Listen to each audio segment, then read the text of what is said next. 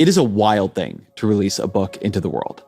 Abundance, the book I co-wrote with Derek Thompson, has been out for a month and a half. It hit #1 on the New York Times bestseller list this week, which thank you to all of you out there who have read it or listened to it.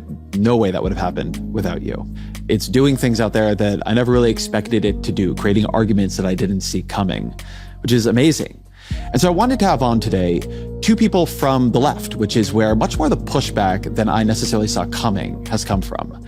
One from the anti-monopoly left. We clearly have a monopoly problem with Facebook.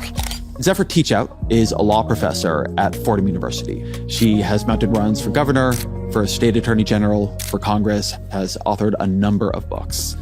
And I also wanted to have somebody on from the part of the left that has become obsessed with building, the Green New Deal left. Right. So what I'd like to see is actually a whole new generation of leaders in the Democratic Party running on a real economic vision to counter what the far right is proposing. Shoukat Chakrabarti is running for Congress in San Francisco against Nancy Pelosi.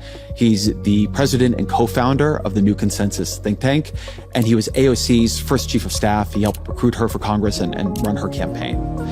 I found this conversation both great about abundance, but also about some of the broader goals, questions, animating impulses and theories of the left as it tries to define itself for this next era.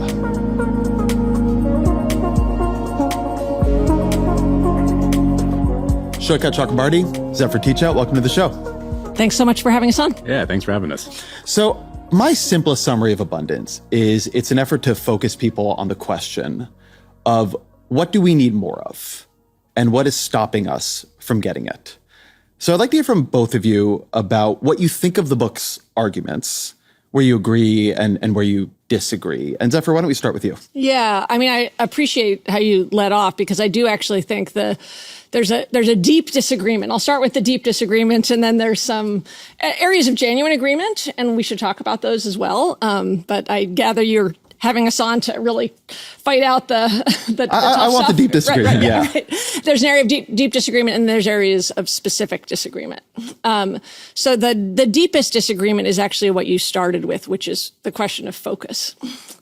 And I think that we should be focusing democratic politics and politics in general on the problem of concentrated power and the way in which concentrated power is making it impossible to do things and also really crushing our democracy. That we really do have a oligarchy problem, and that the anti-monopoly toolkit is then a response to that. So like with that focus, I would say, okay, something good the Biden administration did, getting over-the-counter hearing aids, like a life changer for millions of Americans. Who blocked that?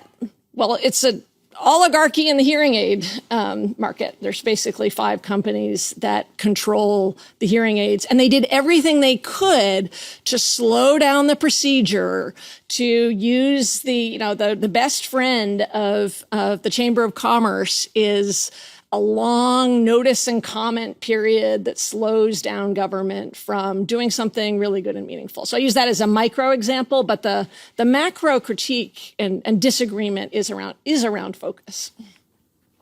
Well, I actually agree with a lot of the goal of abundance. And I think everyone here agrees that America is really stuck, and the specific reasons why we're stuck, I think might be where there's some disagreement or, is broader than just process. But the thing I really want to add to the discussion, and the question we've been studying at New Consensus, has been how do countries get unstuck, right? Because if you look at the history of the 20th century, every modern developed nation, most of them liberal democracies, they went through these phases of rapidly transforming their economies and, creating absurd levels of prosperity for pretty much everyone in their society. And, they often did it after these periods of being really stuck. America in the mobilization for World War II, we did after years of stagnation and the Great Depression. And what we've sort of seen is countries seem to do it by pitching the sort of sweeping transformation of the whole economy and then executing at breakneck speed. They flip into this whole other mode of operating that I think is really different than how we operate today in America. And, we've been calling it mission mode at New Consensus, but it's different in 3 really distinct ways. Countries in mission mode, they have this whole other kind of leadership that pops up that doesn't just pitch a mission. They actually follow through and execute. They organize society actively to be a part of it. And really importantly, they capture the national attention. They really make a show of the progress. They call out the heroes, and they use that as political capital to blow through obstacles, whether that's corporate monopolies or process, And the second part is they make comprehensive plans. They don't just pass a bunch of policies and take their hands off the steering wheel.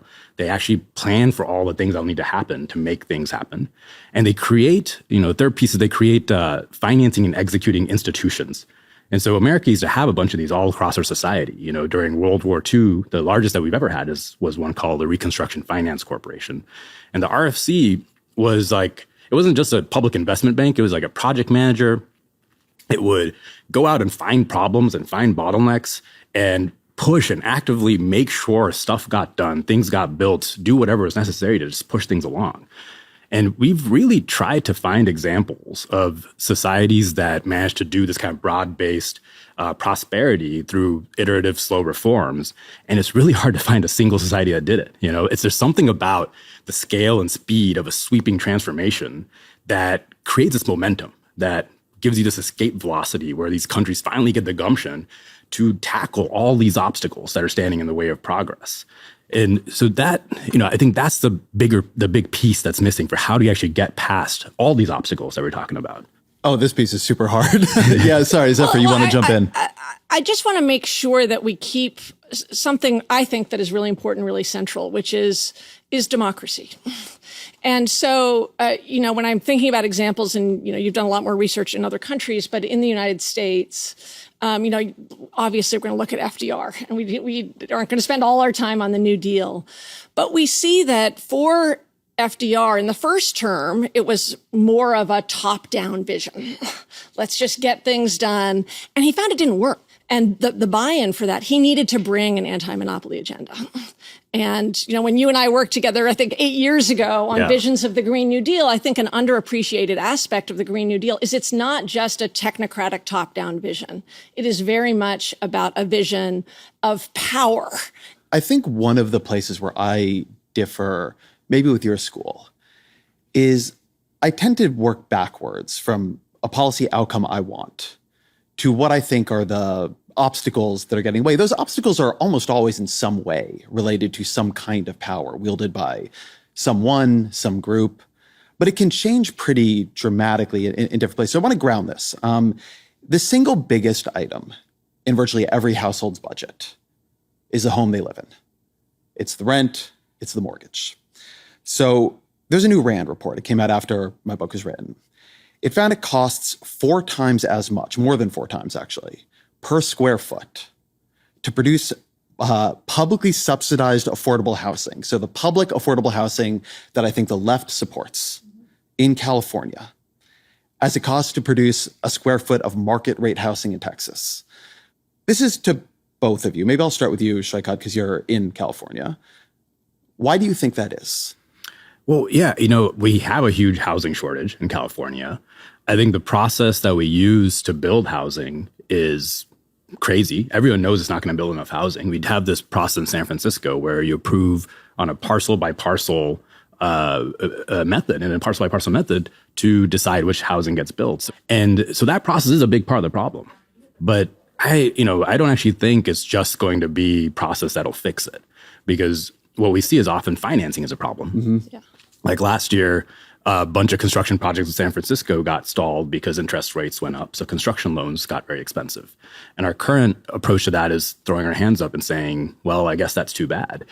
But it's why it's really key that we have public financing institutions to try to make sure this stuff moves along and keeps happening, right? And I think that it's really this all, we can't have just this one solution. There's going to be so many bottlenecks that come in the way. Like, even if we fix the financing, there might be something else that pops up, right? So it's this whole other mindset we really need to get into to try to figure out how to make sure the houses get built.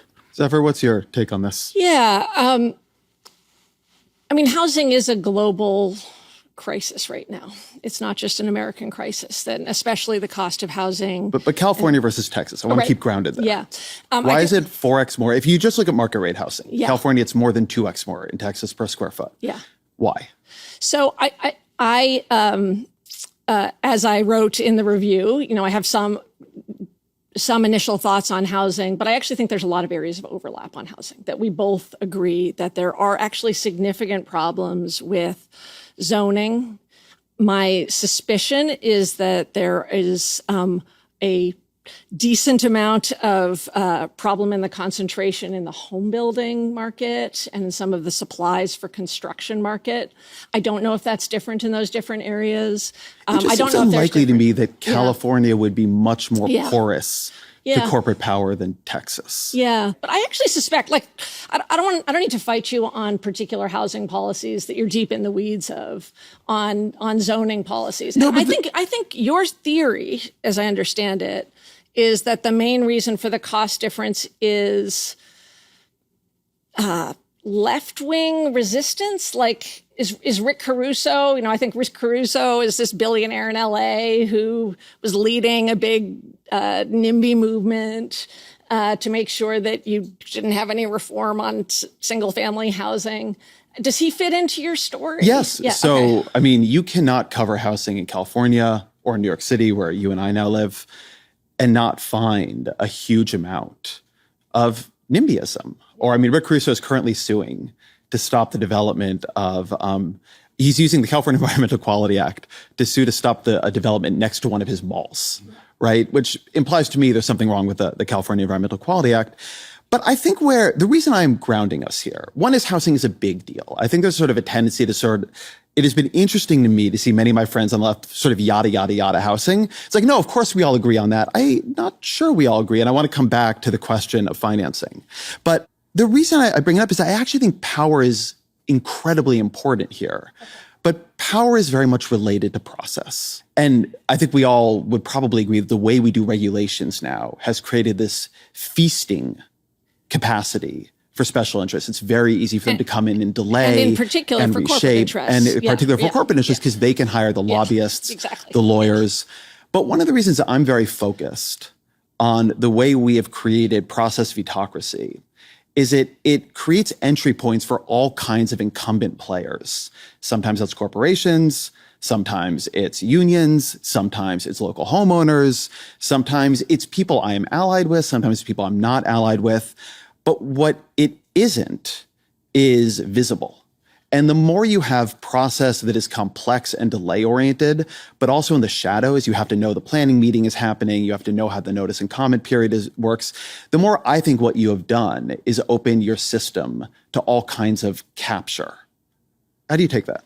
I'd have to know about the particular process vetoes that you're talking about. And I do think they matter. And as you know, one of my concerns about the book is that if you describe process vetoes generally, but don't say which ones are a problem, then it really matters. Like I actually think it's good that I was comparing the other day, I was looking at, okay, what about upstate New York versus Texas? Because I don't know California housing markets, but what about upstate New York versus Texas? Not New York City, but places where there's more capacity.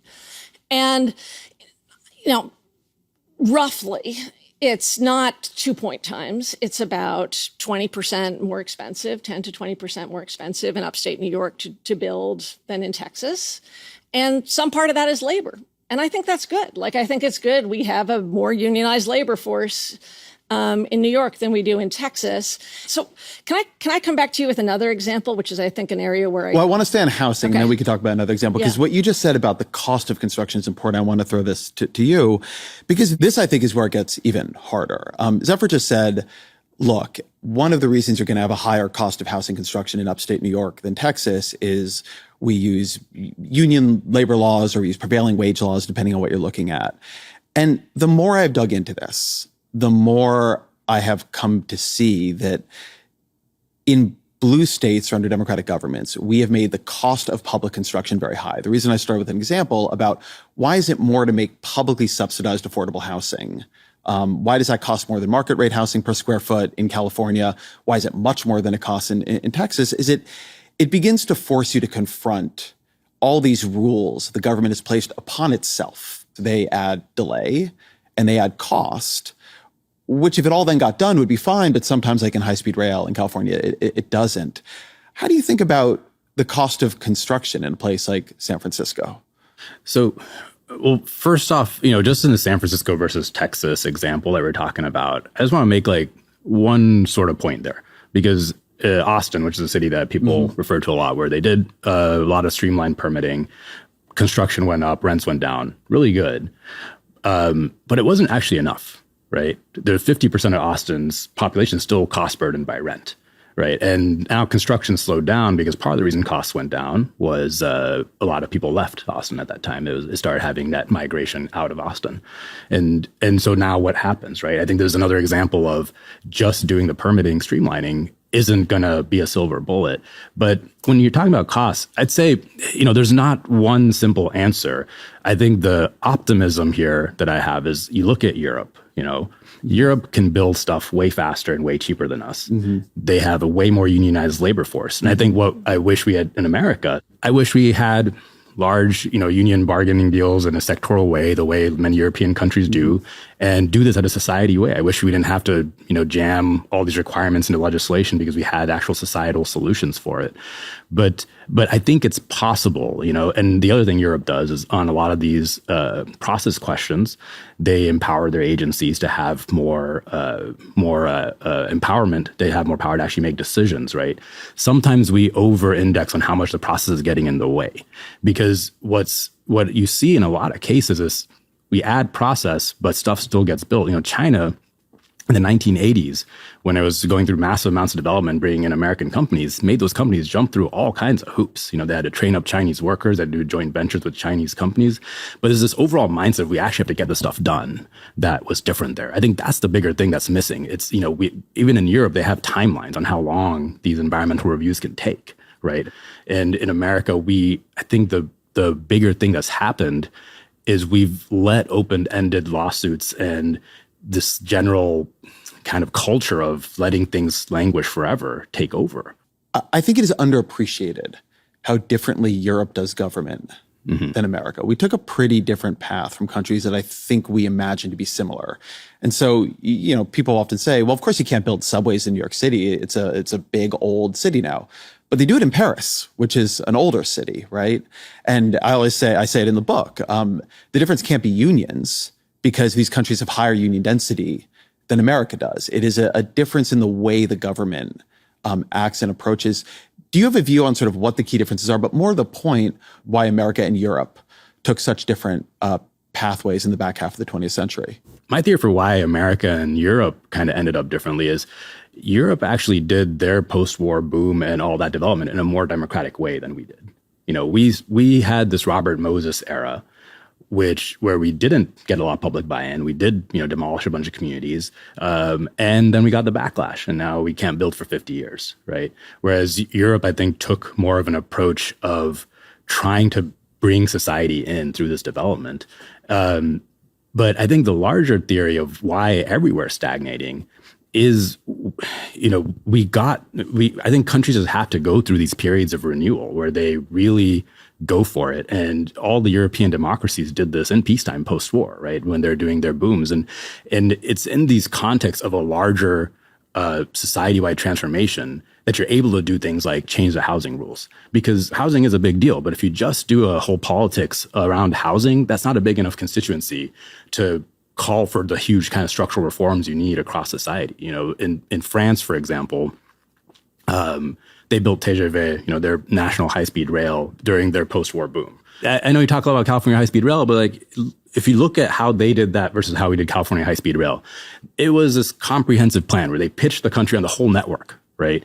And so because it was this huge network, they planned for all the surrounding industry. They built out universities to train the engineers. They built out, rolling car set industries to build the train sets. They built out all this, steel industries. And they even planned, this is when they're deploying nuclear power all over France. They planned their nuclear power deployment in a way to make sure they would have the power to power the trains. And I'd say that whole thing was even made possible because France was in the middle of a larger national renewal where they were building out their whole economy. And Charles de Gaulle even talked about it as a mission for France, actually.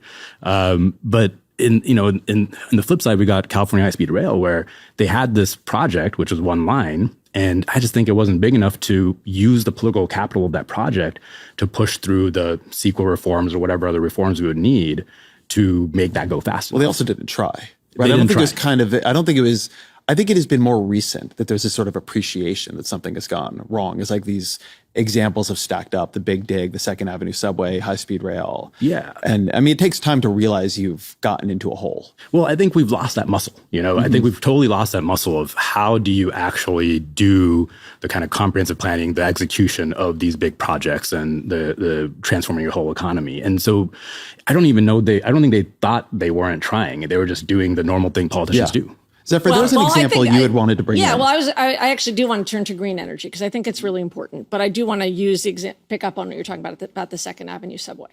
And as you point out, Ezra, it's not because of labor costs, because comparable projects have similar labor costs in Europe.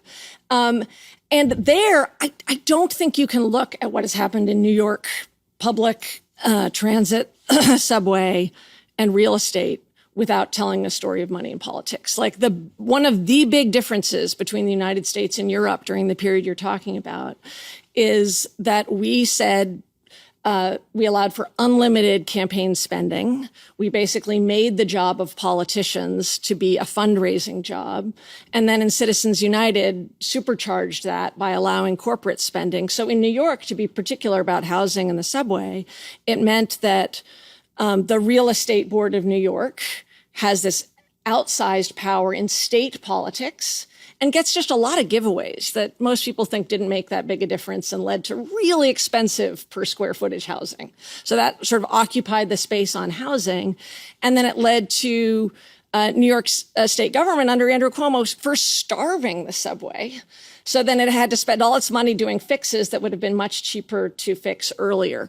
So, and something that I do think you point out in the book, which is they also starved state capacity. Mm-hmm. They really said, let's consult everything out and pay big consultants. But that is downstream from the centralized corporate power over politics. And I think one of the things that's underappreciated is how enervating big money politics is how it drains politicians of dynamism, is how much big donors actually want government to not act, not just in the lobbying front, which we've talked about earlier, but in talking to whether it's governors or congressmen, is that their tendency is towards no as opposed towards dynamism. And when you actually have a popular politics, people want to exercise that power. One of the things I am trying to do in the book and in my reporting across these domains, because look, rural broadband is different than the Second Avenue subway. Yes. Second Avenue subway is different than high-speed rail. High-speed rail is different than building housing. You can sort of go down the line. They're all different. Each unhappy policy is unhappy in its own way, to paraphrase Tolstoy. But one thing that I think about is the centralization versus a fracturing of power. Now, I don't disagree with you that oftentimes you'll dig into one of these things and you will find a lot of corporate power acting, ISPs in the rural broadband example. And look, you're building high-speed rail, you're building a Second Avenue subway, you are inconveniencing all kinds of not just big businesses, but small ones. And that matters, right? I mean, I was covering this part of high-speed rail. They spent years in litigation with a small mini storage facility that just didn't want to be moved. It's totally reasonable that storage facility didn't want to be moved. In Europe, they move the storage facility, right? They just have different laws around that kind of thing. But one thing that I have been fascinated by and that sort of led to some of the inquiry for me was that enervation you're talking about. Yes. How many politicians I talk to, and they would not all describe it to me as about corporate power, but they do describe it as there's a thing they want to do. And all they can do is tell me all the reasons they can't do it. The real estate board, right. The planning board, the fractured zones of authority between different councils in LA and the way that the LA municipal structure actually works. I talked during the fight for congestion pricing in New York City to the head of the MTA, and he was so frustrated by how much time he was spending working on environmental assessment with the Biden administration at that point, right? It's always a different story, but what you often see is we just don't give the people we've imbued with democratic authority, a mayor, a governor, honestly, even a president, as much power as you sort of think from the outside. It's enervating to them, but it's also, I think, confusing to the public. Obama promised a public option. Why couldn't he deliver it? Joe Biden said I'd get this. Why didn't I get it? And does it lead you, Zephyr, towards, because I think there's a tension here that I find difficult to resolve between wanting things to be very small d democratic and then also recognizing that small d democratic processes can get very captured, thinking that maybe we need more executive power, but also recognizing that then you can get a bad executive like we have nationally at the moment, then you have a different problem. How do you think about the level at which power should be exercised and the ability of some central voice to say, thank you for your concerns, we're doing it this way? Yeah. So I love the question. And I think it is sort of just telling the truth about the nature of how power is organized in society today. And I don't think it's just a few instances. I mean, this may be an area of difference. I think that the major enervating power is actually centralized corporate power. And I think you'll find it in area after area after area. So let's talk about green energy. You're probably, I think, familiar with the New York Sabin School, and they come out with this report fairly regularly on where are there like checks on, local rules against green energy building. And so I took a look at it the other day, and it's majority red districts in New York, and it looks like around the country that there's these new rules that come in that say you can't build solar. Yeah, green energy has become a culture war. Right, green energy has become a culture war. And so I look at that and I say, I have a very clear story of where that came from. That came from 2010, when the Koch brothers decided to threaten every single Republican who dared use the word climate change in a primary. And took something that in the McCain era had been Republicans and Democrats both thinking about green energy in the future and turned it into a culture war, and then are going to local communities and saying, here, I've got a way to block your green energy project. And the difference between you and me, I think, probably, is that if I were to go to, say, Western New York or places where by the way, these are very significant blocks. There's 400 different blocks, 400 different projects that are being slowed in terms of solar development or wind development. There's Kathy Hochul, vetoing offshore wind. And I think to give some meat to the question, you might say, well, we've just got to stop local communities from doing things because we need to push through this the green energy development. And the populist story is to actually just tell the truth about where this came from. Is to say big oil has been crushing innovation in electric vehicles for 40 years now. And we know that, right? Ezra, I actually am curious about this. You don't think that left NIMBYism has been a bigger deal in crushing green energy than big oil, do you? Not at the climate change level, but I wouldn't call it left NIMBYism either. Okay. Look, here's the question I would ask if I was complicating the story, because of course I agree that there has been a huge multi-billion-dollar, now multi-decade effort by fossil fuel industry to destroy any action or any real action on climate change, right? That's just fact. Yeah. I think where your story begins to demand complication is, why is it easier to build green energy in Texas than California? Why, so I've gone and run these numbers working with the people who are modeling the Inflation Reduction Act's build out. If you look at where the IRA's money is going, if you are looking at deployment of green energy infrastructure or advanced manufacturing for green energy, that money is going majority to red states. They are building more of it. If you look at money, the subsidies to buy things, to buy the end products, right, to buy an electric vehicle, that goes more to blue states because we buy more, maybe not any more Teslas, but at one time, Teslas in California and New York. And so this, to me, there's no doubt that the politics are as you describe them nationally. And there's also no doubt that what you would assume from that politics is a much more rapid build out of green energy infrastructure in blue states than red. And that is not what we see. I find it, I say this in the introduction to the book, this book is not aimed at the right because they don't share my goal on decarbonization, but then trying to understand why Texas and Georgia have been such incredible success stories from the perspective of the IRA, and a bunch of the states that are much more aligned with its politics have been much more difficult. that then requires some untangling. And Shoikat, you focus very much on this. I'm curious how you think about that. Yeah, I'd say, well, first off, I mean, I do agree that, money in politics is this hugely enervating force, right? But I think even if we got rid of money in politics and all the other forces that kind of get in the way, I don't think our politicians on their own would do things at the scale. Even looking at Texas versus California, people are building in Texas because in a completely, nothing else going on sort of scenario, there's fewer rules in Texas, it's cheaper to build in Texas, so you build in Texas. But that's not going to build out enough clean energy to make any sort of dent, actually, in the global problem of of tackling climate change. And I think the money in politics and all that just supports the general sort of feeling that our politicians have and this trend that they've had of trying to do less and less. I think one of the really bad parts of money in politics is that politicians spend all their time calling big donors for money, and they think that's their job. And they're really confused by the job of actually trying to build stuff, or make things happen.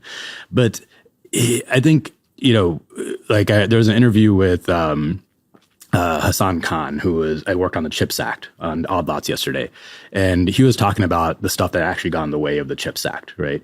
And a big part of it was trying to negotiate with all the different special interests and groups that, had stuff to say. And he said, that's fine. That's an important part of the process. And again, Europe does this as well. But there's no real... And they've lost semiconductor manufacturing. Yeah, that's fair. But there's no real focus from the up top. There's no political leadership that was saying, we got to get this fab built, right? That was saying that's actually the overwhelming priority here. And, I think what happens when you create a political moment that's bigger than any of these forces, you can actually blow past it. And we're kind of seeing that with Trump and tariffs right now. Dark abundance. Yeah, dark abundance. Because, I'm sure all the businesses are calling up Trump right now and being like, what the hell are you doing with these tariffs? And they're calling all their Congress people and senators. But Trump's created such a political moment and a reality within the Republican Party where you've just got to go along with the tariffs. The Republican Congress people can say, sorry, this is just too popular in the party. My hands are tied. I've got to go with the president, right? Yeah. Let me ask them about money in politics. I think this is an important question. I would support functionally the strongest money in politics regulations and laws anybody could imagine. I would repeal Buckley v. Valeo. I don't think money is speech in politics. I think we've been on the wrong path on this for 30, 40 years. I completely believe that it's enervating. I believe it leads to levels of cynicism and distrust that even if you take out every other bad thing it's doing is complete toxicity in the veins of the body politic. So, You're here. Yeah. So I agree with all this. I also think when I look at individual issues, when we say money in politics, when we say corporate power, when we say concentrated power, we make a fractious plural into a singular. Money in politics often lines up on many different sides of an issue. So I was having a conversation recently with very big money, like not a group you would love me talking to, Zephyr, that was that had been trying to finance now for some decades major, well, not major in terms of the build out, but major in terms of the significance, pipelines that would bring clean energy from one place to another. I'm not aligned with them on everything, but I'm aligned with them on building these pipelines because we got to get this power from the place where we are generating it as clean power to where we can power homes in, New York City. I want it to happen, and it has been decades. And that's a very common story on transmission lines. On transmission lines, these are built by private companies. They are financed privately for the most part. These companies want this to happen. They end up facing a lot of other fights. Now, some of those fights on the other side are also money. Some of them, sometimes are even fossil fuel interests. But it's not just one thing. I think something I have come to believe is that, and this is maybe more sort of Shoikat's perspective, that over time we just sort of flipped the default. We flipped the default to make it easier to veto, easier to stop than to create. Now that empowers money that wants to stop and makes it hard for money that wants to create. It empowers groups that want to stop and makes it hard for groups that want to create. To me, it's not that money should be in politics, but as a sort of monocausal explanation. Money is often on many different sides of a political fight, including climate change. The entire theory of the IRA is leveraging private dollars to build a huge green energy infrastructure build out, right? We are trying to align the markets alongside a political vision. Do you agree with the premise that in any given instance, money is often fractious. It's not one thing or trying to achieve one thing. Some of it may be on the side of a project you like, some of it against. What I believe is that we should not have centralized corporate power governing our system, that there is a real threat. Okay, but in any given instance, I don't want to just be on the abstract level. No, I'm not. And what that means is that I don't think it's good to have oligarchs fighting each other, and that a system of like two oligarchs being on a different side of a thing is still a deeply broken system, and that we should recognize that brokenness. And the example I would use is, from the left, think of the oligarchs we were embracing in just 8 years ago. Jeff Bezos, Zuckerberg, that we're aligned with them on this. So we should stay aligned with them and make sure we actually, the Democratic Party building up their power in order to, in that case, take on Donald Trump. But the truth is that if you engage in enhancing the political power of oligarchs because you have a short-term alignment on an issue, it will end up actually degrading the political process over time. I don't believe, even if I would like to get money out of politics, we're going to get money out of politics in a full-on way and end oligarchy on the pace we need to decarbonize. We have to build things in the next couple of years. Donald Trump is now the biggest problem with this, but nevertheless, even if Kamala Harris had won the election, we would still be in this condition. The theory you offered earlier was that money slows politics down. Yes. And what I am saying, what I've seen in many things I have covered, money sometimes wants to speed things up. It sometimes wants to slow it down. It sometimes wants to build. It sometimes doesn't. There are developers that want to build housing. There are other moneyed interests that maybe don't, right? Rick Caruso next to his mall.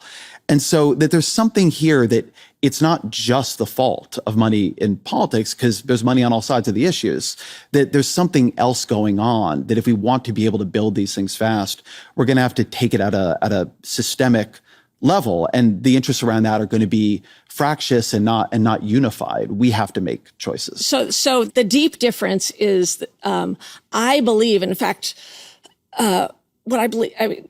what I care about so much is I believe in the future. I believe in dynamism. I believe in a country in which people's full selves are brought to bear. I believe in a far more equal country where we actually stand up for working people. And I believe that in order to stand up for working people, we need a dynamic country. And I absolutely believe that the biggest block to that is centralized power. And that in individual fights, you can say, I think this moment of centralized power might force things through, but will fundamentally lead to highly concentrated, top-down, calcified power in the long term. And the example I want to use, you and I first met over 20 years ago when I was working for Howard Dean. And I was living in a flop house in Vermont. Yes. And I don't blame Howard for this because I don't think he even knew about it, right? We wanted to put out a new, here we are, a new dynamic campaign. We wanted to put out a new open source policy. And somebody's like, just run it by the general counsel of Microsoft, right? First.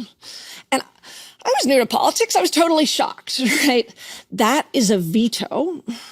That is a slowing down. That once that's a slowing down in that particular campaign, those little veto points are happening in every congressional campaign, in every state house, and it's that kind of veto. So you bring in, one of our problems on the left is we said, let's align with the big money, like the Reid Hoffmans.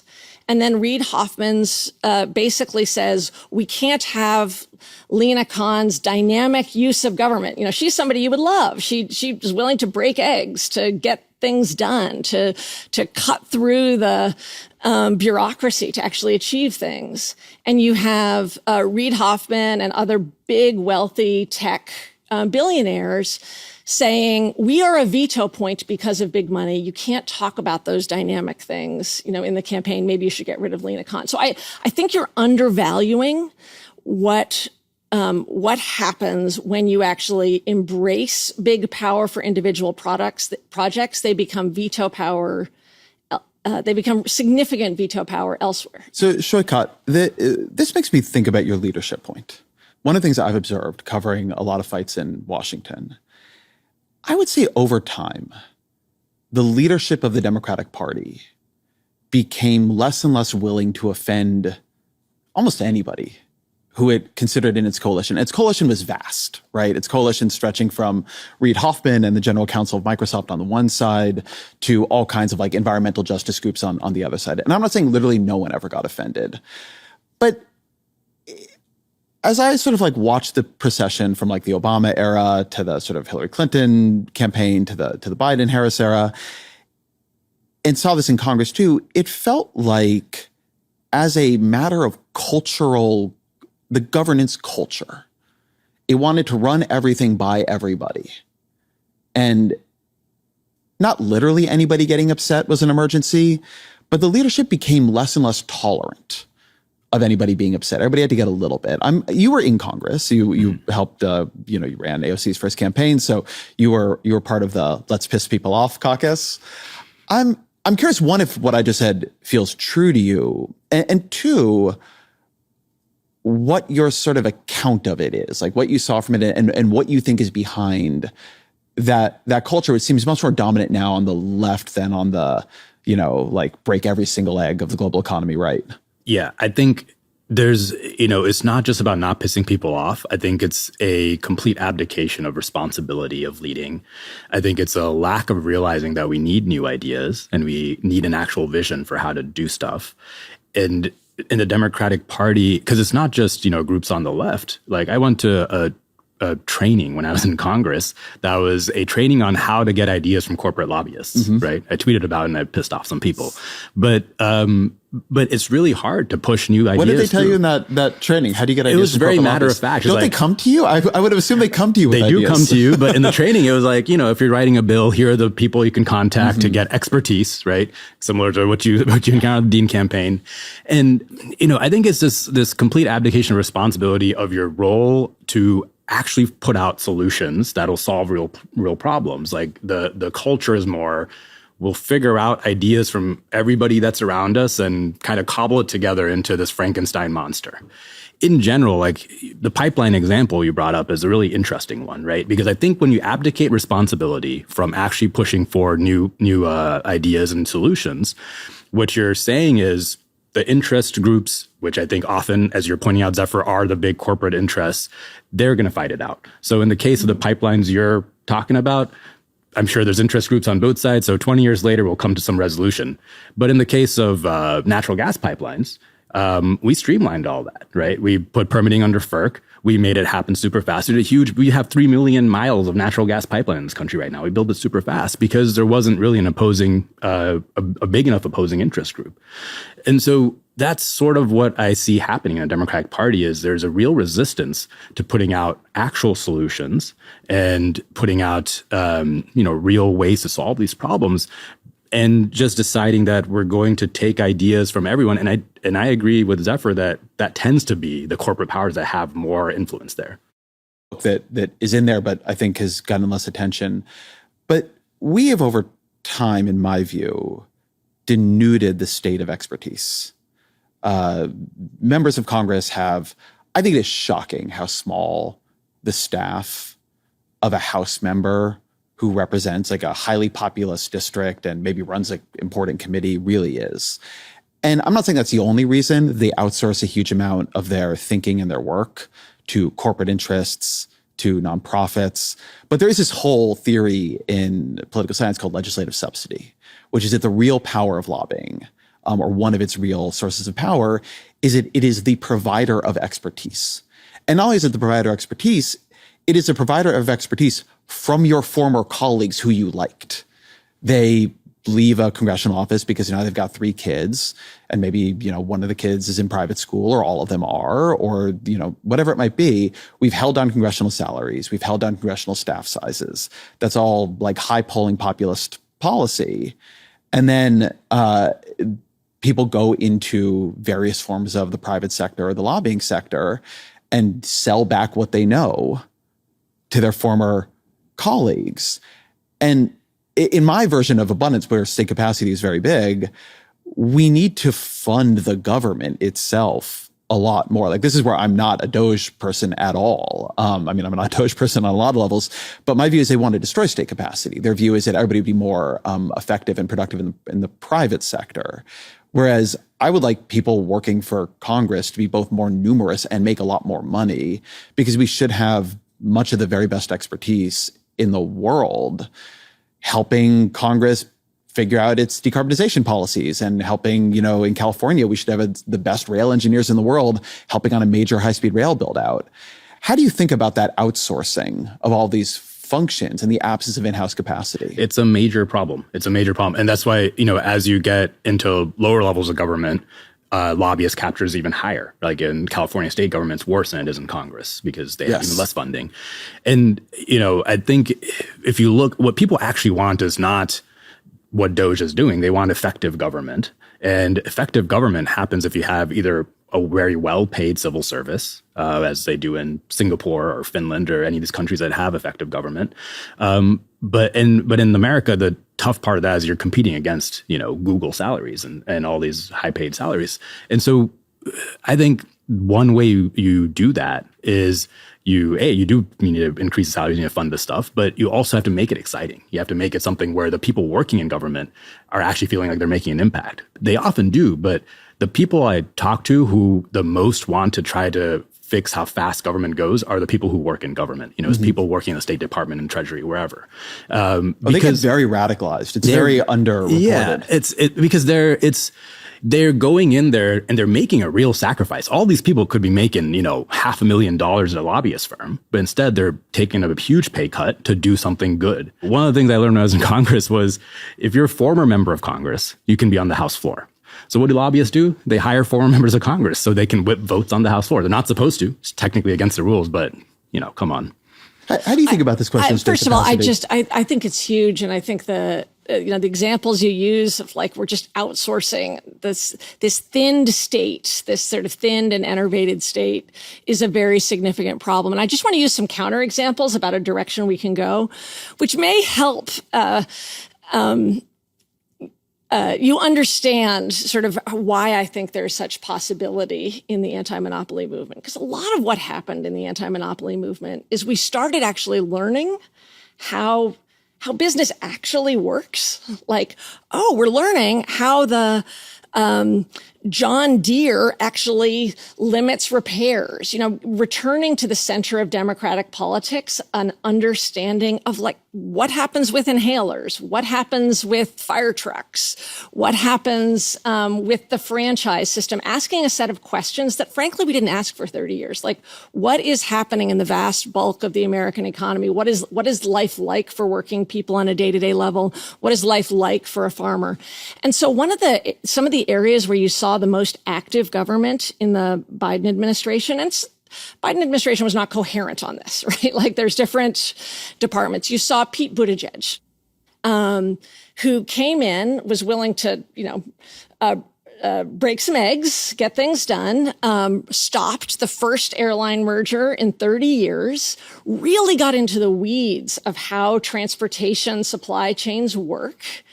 And we had the most successful air transit summer, in years in 2024, like an effective, dynamic. And everything's been going great with air travel ever since.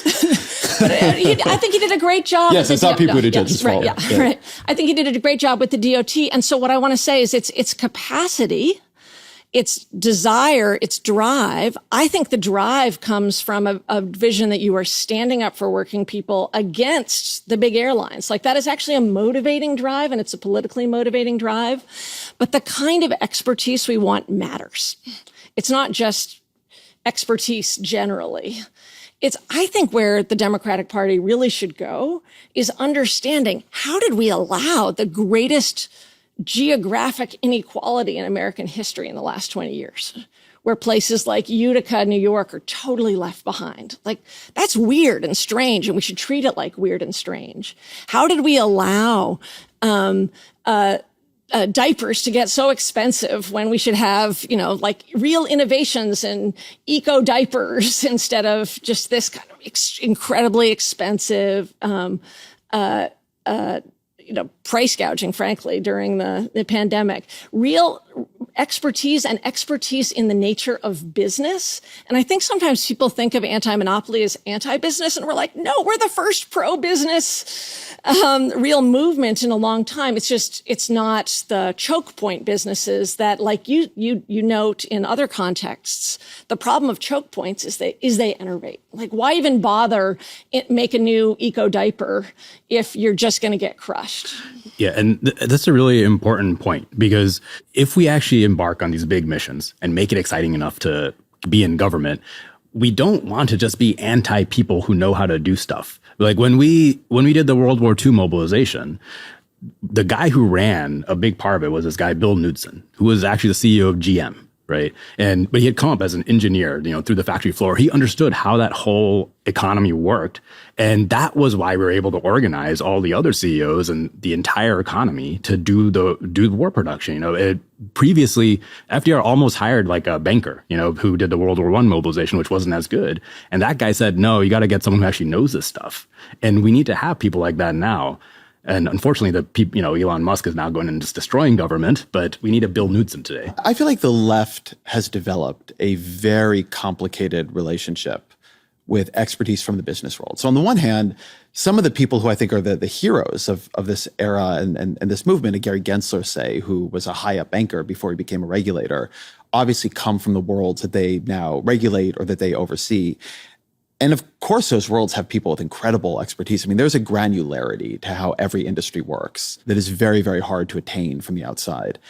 And on the other hand, I will often see nominations attacked or tried to be scalded because the person worked in the corporate world. I talk to people who leave Democratic administrations now, and they become very, very nervous about where they work because they fear that if they work in X place, they can't come back in a future administration.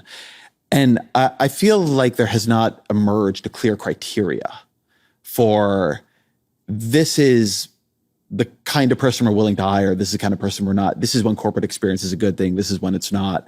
And so it sort of like pushed a lot of people into the nonprofit world. And there's nothing wrong with the nonprofit world. Many of my dearest friends work in the nonprofit world. But I'd be curious to hear you talk about this, Zephyr, because there are all these projects like the Revolving Door Project that basically sort of say, look, this person worked at this place, they've been involved in this thing, and we think that makes them suspicious. And so on the one hand, that might be true, right? I do think you can have a lot of interest capture. And on the other hand, we know that a lot of the people who have been leaders in these areas, I mean, you could talk about, Joseph Kennedy, right? Sort of being the traitor to his class under FDR on financial regulation, have come from these places. And you sort of need to have that level of knowledge about the thing you're regulating to effectively bring it under any kind of wise control. Yeah, I don't think that there is a single silver bullet answer, like these are the precise criteria. I think there is, as just to sort of repeat what you said, I think there is good reason to be skeptical if you see a pattern. But the Democratic Party, and this is maybe a meta version of your micro question, I think the Democratic Party needs a North Star that is not rejecting Trump. I think we all probably agree with that, yes. Right? And I think the North Star should be standing up to monopolistic middlemen that are crushing people's wages, raising their prices, and stopping innovation in a dynamic society. And those who want to come in to join that North Star, we should welcome with open arms. And so when it comes to particular appointments, Jonathan Cantor came from big law and did an incredible job. Jonathan Cantor was the AAG of antitrust, and you may be thinking, say what an AAG is? Oh, the Assistant Attorney General. He was in charge of Department of Justice antitrust under Biden.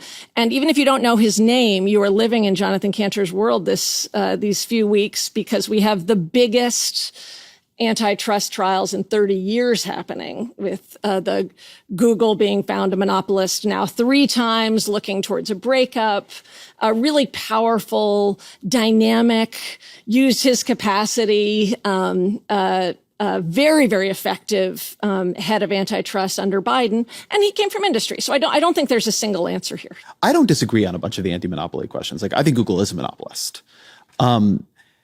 What problems can't be solved by the North Star being corporate concentration and anti-monopoly, right? Like, I have a lot of skepticism that's the problem in the housing market. I have skepticism that's actually the problem in the energy market.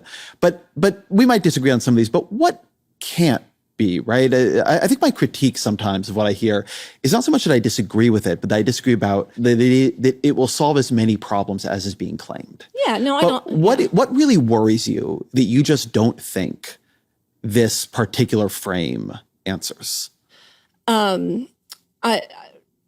I don't think that anti-monopoly can solve significant problems of racism in this country. I don't think anti-monopoly can solve toxins in our water, although I think there's an anti-monopoly. I immediately am like, yeah, but there's an anti-monopoly component right there. And having said that, right, there's a reason that Frederick Douglass and Du Bois were so concerned about monopoly power. Like there is a... Stay on what I can't solve for a minute. Try to live in that world. Right. So maybe what I would ask then, so what I ask as an anti-monopolist, and anti-monopoly isn't antitrust. I hope you know that. Antitrust, I do know that. Yeah, right, yeah. Anti-monopoly is much more about power than antitrust. Yeah, right. That's it. And that I understand. I mean, you said this very clear at the beginning, but I understand your goal as being a fundamental rebalancing of social power. Yeah, it's a democracy vision. It's a fundamental rebalancing of social power. Because if Steve Tellis were here, a political scientist, he would say that people in your movement are very focused on one kind of power, but not many, many other kinds of power, that you can break corporate power and you have all kinds of other minoritarian institutions operating at every single level of government. There's a great law paper by David Schleicher recently about the law of the gentry and the triumph of the law of the gentry in property law. Like local governments exercise power, unions exercise power. There's a million kinds of power exercised at every level of society. And I think the argument some other people make, even if they agree on some of the anti-monopoly sides, would say, that doesn't get you to democracy. You can have low levels of corporate concentration, or at least acceptable levels of corporate concentration, and have unwise power used in all kinds of other ways. Indeed, in the post-FDR period, I don't think anybody would say we were a perfect democracy. Power was exercised in horrific ways in the American South, right? You just said it doesn't solve racism. So that's the only place where I wouldn't say anti-monopoly is synonymous with democracy. I think for 40 years, we stopped, to use your phrase, bottleneck detective. We basically stopped asking the power question. And there, just a little bit of history here. There was this big movement, which both Republicans and Democrats got on board with. I mean, I think some of the questions, if there are good ideas that are come from Republican areas, I think we should take them. I don't think it's a left-right issue, right? But they got on board with this idea that we should just focus on outputs and not on power. And so that's part of the reason you hear some resistance from the anti-monopolists to your vision. And I guess I would challenge to say, what the anti-monopoly movement has started to do is started to investigate in areas where you wouldn't necessarily guess that in the Kroger-Albertsons merger, that pharmacists would be on fire about it and be the biggest opponents, that they would see the joining of two big grocery stores as a fundamental threat. But once you start asking the power question, then pharmacists come out of the woodwork and say, yeah, this is killing us. We're getting starved by this. And so it's not to say that it answers every question, but that it is in far more areas than what you think, that the loss of our looking at questions of power was probably one of the biggest losses. And so I think sure, there are areas that can't be solved by that, but there's far more areas that surprise even me today that actually have a power component and a power bottleneck. Let me ask you about something you brought up a while ago that I had sort of turned to be a cost of construction question. But one thing we used to do more of, that other countries do much more of than we do, is public financing. And that's been a big part of the work being done by your group at New Consensus. Talk a little bit about what public financing can do. And sort of as Zephyr was saying, we lost a certain set of tools in the toolkit. But more than that, we lost a certain set of lenses for analyzing problems in society. When you focus there on things like a Reconstruction Finance Corporation for a modern era or more public infrastructure banks, what analytically did we stop seeing that you're trying to restore? And then what would things like this actually do that is not being done? The thing that we've sort of lost is a little bigger than just public financing. It's sort of public institutions that proactively go out and make stuff happen. We have a little bit of this now. We have it with DARPA, on sort of research and development projects. And that's kind of public financing as well of those kinds of projects. But we've lost it for the entire sector of creating industries and creating infrastructure. And, there was a loan program at the DOE that the IRA funded for clean energy projects that Jigar Shah ran. It's a great program, but it's a wait and see approach, right? So people apply for loans for projects they want to do. But there's all kinds of projects that just aren't happening. Like right now, a big bottleneck to expanding electric grids is transformer shortage, because we only have a few companies that make transformers. And we only have one company that makes electric steel that we need for transformers. And no one's popping up to make new electric steel companies. So, what I'm imagining is something like the RFC today would go out and try to push those companies to expand. If they don't expand, the Reconstruction Finance Corporation would push them to expand production. If they don't do it, fund startups. And if they don't do it, put up state-owned corporations, right? And this is what China does. This is exactly what China does. China got these ideas from us. Yeah. This was what we used to do. And, other countries in Europe have versions of this. And it's key to note that it's not just like this one institution, if we put it in, it's going to fix everything. Germany has all kinds of financing mechanisms. They have agricultural co-op banks. They have this whole range of financing for small and medium manufacturing in the country. And that's held up a lot of their economy. And in China is similar. They have these big industrial banks that fund all kinds of projects. But it's really just this proactive nature of finding projects that are getting in the way of progress and then making sure those things get built. And how much at the level of leadership or ideology to you is the loss of that?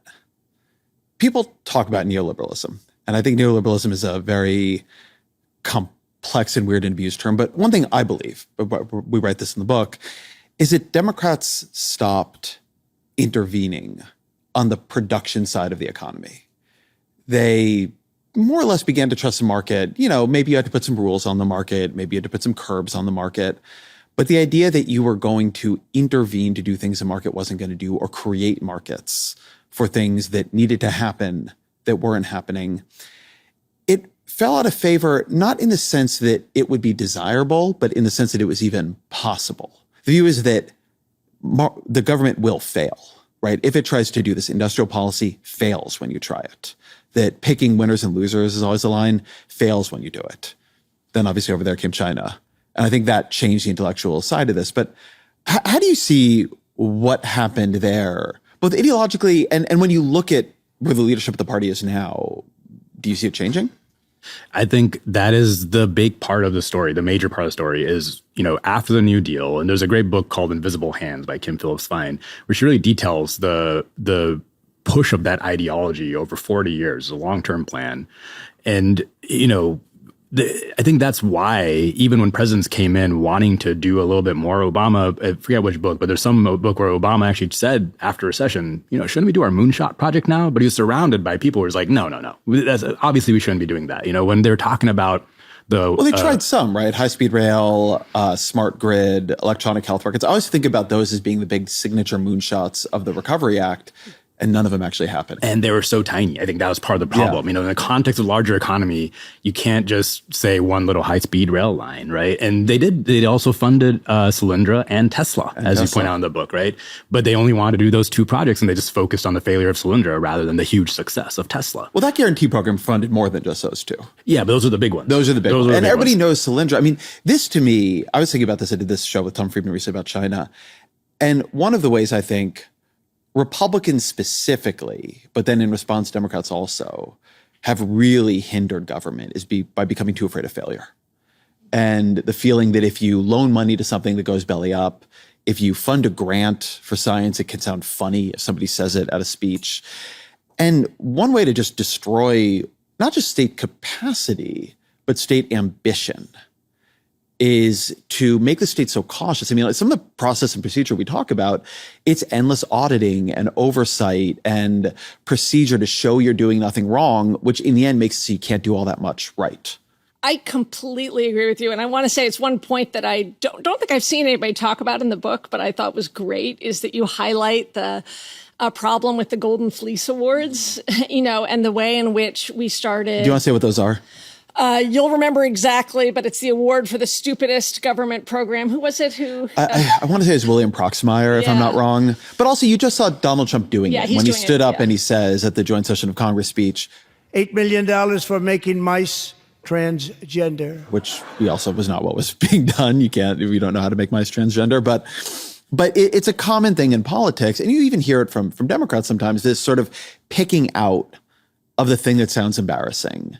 And then what you do is you terrify agencies because they don't want to be the ones blamed for an embarrassing sounding thing. Absolutely. And when you look at, little things like, not little things, big local things, I should say, really important local things like the Second Avenue subway and procurement, the way in which, it's the way in which I think we've got corruption all wrong. We're like really focused on this massive compliance regime instead of focused on the big corruption issues as opposed to little corruption issues. But I think you're right. And I think that does take a cultural change to be willing to accept failure. A program that I think really worked was the Paycheck Protection Program. Yep. And the Paycheck Protection Program has gotten beaten up by so many different people by finding, the examples of fraud. And there was a lot of fraud. And there was fraud. And it was worth it.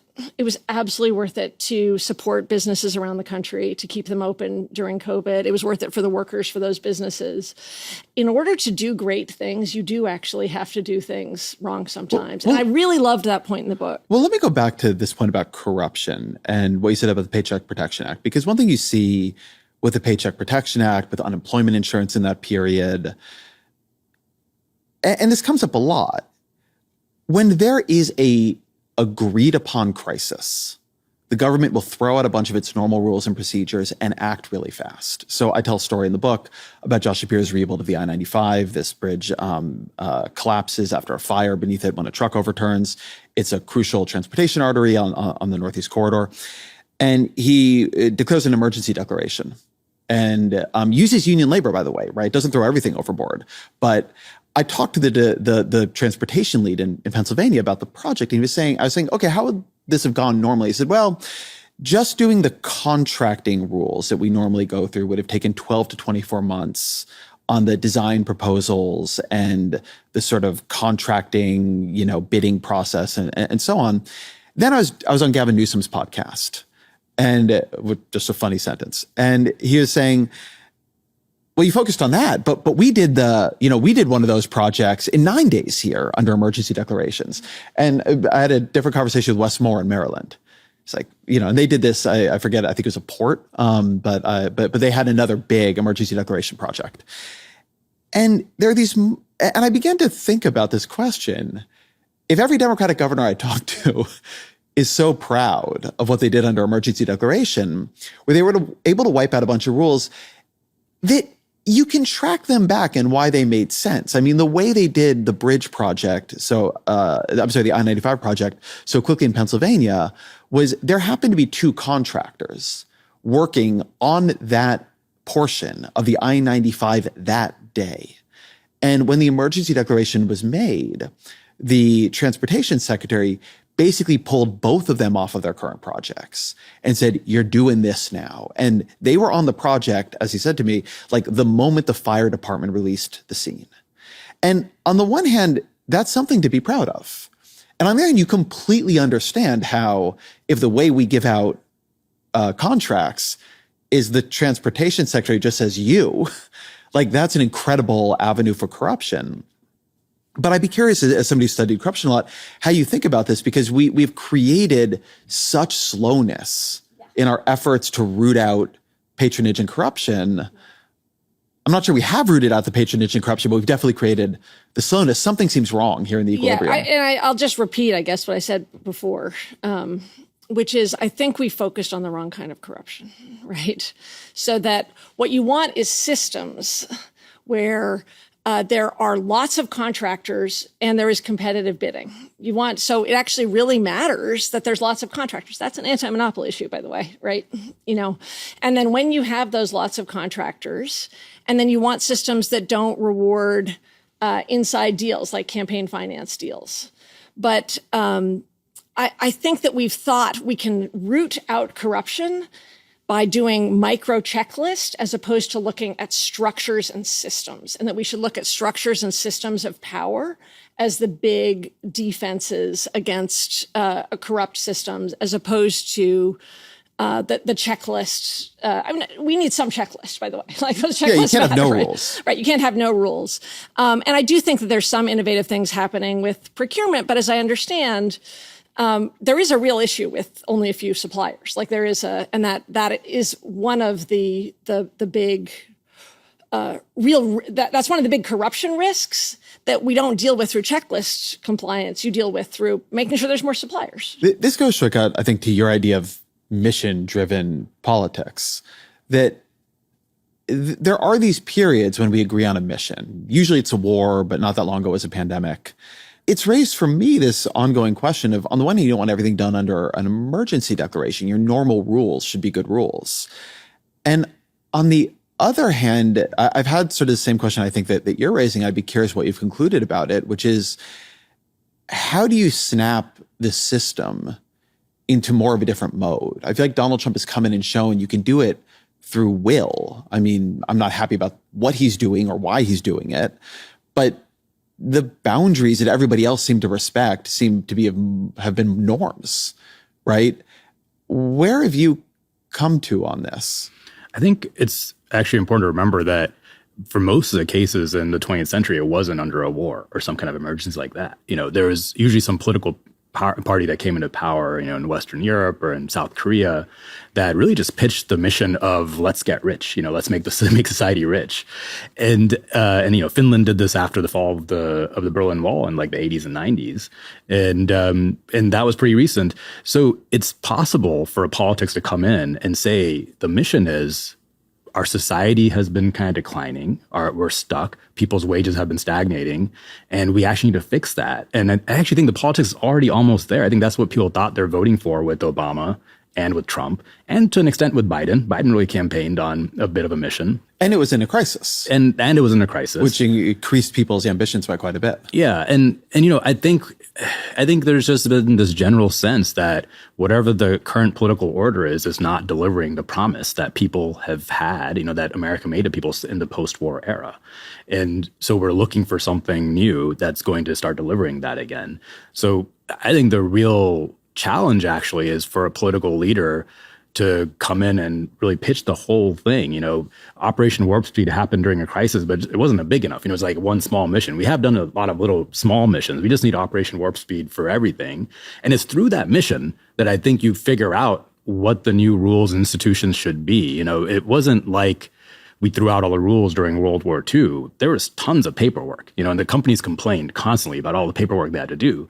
But we had the War Production Board, and, you know, Don Nelson would be going around trying to figure out what paperwork is actually creating a bottleneck and what paperwork is necessary, right? And that's something we need to be able to do at the agency level. But do you really, to me, there's just something staring us in the face about why politicians aren't mission driven. And it is money in politics. So, you know, you probably are familiar with the oligarchy study. It's now, I think, 10 years old, and it's only gotten worse, that wealthy people, there is real responsiveness to their interests, and there's almost no responsiveness to what the public wants in terms of the outcomes. And what happens in those emergency situations, I believe, is that the leaders forget all their responsiveness to their donors. And they do for a combination of reasons. One is they really care about people who are dealing with the flood, and they really care. I mean, I don't think everybody's awful, right? They really care about serving those people, but also they are out of the campaign mode. And in the campaign mode, when half of the money is coming from people with who are making $100,000 donations in the post-Citizens United world, like the imagination of leaders of who they are delivering for, the voices in their head are not the people who are really not sure where their next paycheck is going to come from, have to pay too much for an inhaler, have had a stagnant wage.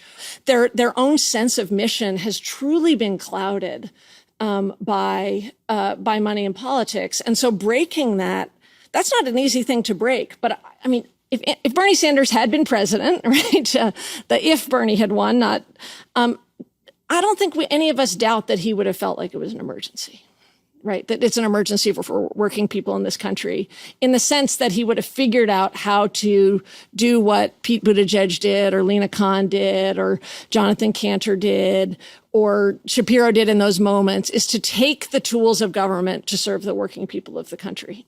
So it's a hopeful story because it suggests we're not that far away. But it does suggest that we have to see the barriers as the way in which, if you're in your mind, you're in a cocktail party with billionaires, it's going to be really hard to be mission driven about the bridge on a day-to-day basis. I think that's a place to end. So always our final question, what 3 books you recommend to the audience? And Zephyr, why don't we begin with you? 2 books that kind of got me down this path. They're not necessarily anti-monopoly books or democracy books, but I think they are. One is The Promise of Politics by Hannah Arendt. And the other is The Populist Moment by Lawrence Goodwin. And then Listen Liberal. Listen Liberal by Thomas Frank, who wrote What's the Matter with Kansas, who had a call to arms about the future of the Democratic Party about 10 years ago. Shortcut? I'll say Destructive Creation by Mark Wilson is probably the most detailed book I read about the actual mobilization during World War II. I've read the book. When you read what they did, it is shocking. It's amazing. It's really amazing. Second book I'd say is Bad Samaritans by Ha-Joon Chang, which tells the story of how a bunch of developed countries managed to go into mission mode and develop their countries. And the third I'd say is probably The Defining Moment by Jonathan Alter. It's about FDR's first 100 days and really paints a picture of his style of leadership and how he was able to do so much without legislation. Shortcut Chakrabarti, Zephyr Teachout, thank you very much. Thank you. Thanks.